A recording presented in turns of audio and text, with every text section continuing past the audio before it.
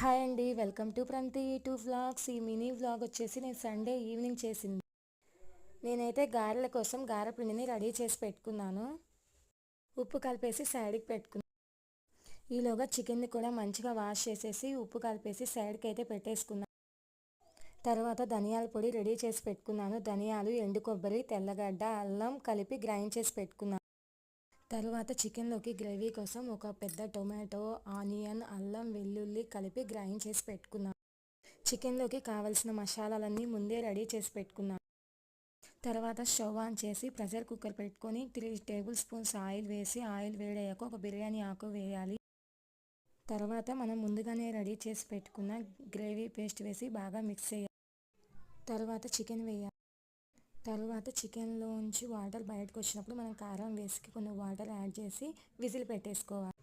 ఒక విజిల్ వచ్చిన తర్వాత ధనియాల పొడి వేసి